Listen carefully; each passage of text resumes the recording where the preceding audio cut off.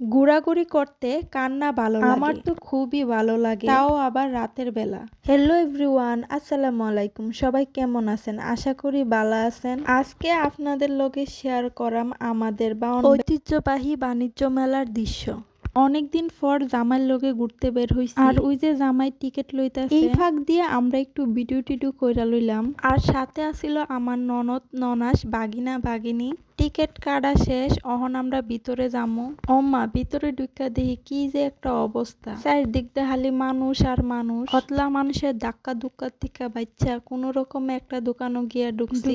দেখি সাজুগুজুর জিনিস অভাব নাই, কুন্ডা রাইকা কুন্ডা কিনাম, এই কারণে ভিডিও করে বাইরে গেলাম। তারপর আরেকটা কাপড়ের দোকানে ঢুকলাম। ইহানো অনেক মানুষের ভিড়, যেদিকে যায় এদিকেই শুধু এইগুলো সামনে পড়ে। অপর পাশে তাকায় দেখি অনেক সুন্দর সুন্দর চুড়ি, আর চুড়িগুলা দেখা মনটা চাইতাছে সবগুলা চুড়ি ঝুমকা কিনালাই। পরে আমার হুশ আইছে, জামাইরে কই আইছিলাম কিছু কিনতাম না, শুধু দেখাম আর ভিডিও করাম। তো কি আর করার, অন্য একটা দোকানে গেলাম। কেন আসিল সব রান্নাঘরের জিনিস, আর আমরা মাইয়ারা শুধু চুড়ি ঝুমকাতে আটকাই না, সংসার সাজানোর জিনিসপত্রতেও আটকাই। বিয়ার পর এসব চুড়ি ঝুমকার প্রতি নেশাটা একটু কমা জাগা, রান্নাঘরের জিনিসপত্র আর ঘর গুছানোর জিনিসপত্রের প্রতি একটু টান বেশি থাকে।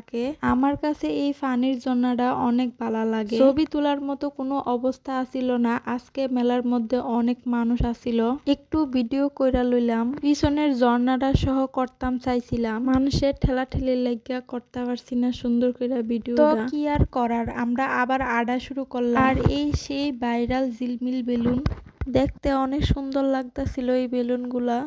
তার সাথে আছিল একটা পুতুলের দোকান, প্রতি পিস পুতুলের দাম 150 টাকা, কিন্তু অনেক ছোট সাইজ।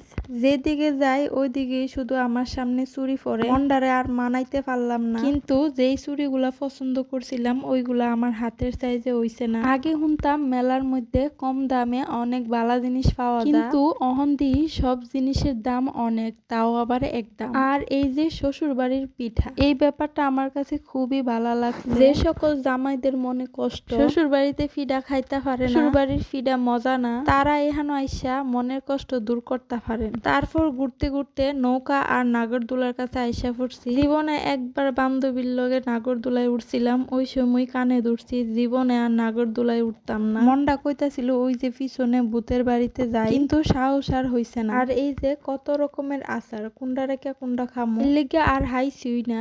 অনেক ঘোরাঘুরি করলাম, তারপর সবাই মিল্লা ফুচকা খাইতে গেছি। ফুচকা হাওয়া শেষে জামাই লইয়া গেল একটা রেস্টুরেন্টে, তারপর আমরা হাওন শুরু কইরা দিলাম। সবাই একসাথে কোথায় ঘুরতে বের হলে খুবই ভালো লাগে। খানা পিনা শেষ, রাত প্রায় 11টা বেজে গেছে। আমরা আবার নিজের গন্তব্যে রওনা দিয়ে দিলাম। আর এই যে এক জোড়া চুড়ি আমার জামাই গিফট, আরেক জোড়া আমার ননাস গিফট করেছেন, আর টুকিটাকি কয়েকটা জিনিস, আর 2টা ছাকনি কিনেছি। এই খেলনাটা আমার ছেলে গিফট পেয়েছে।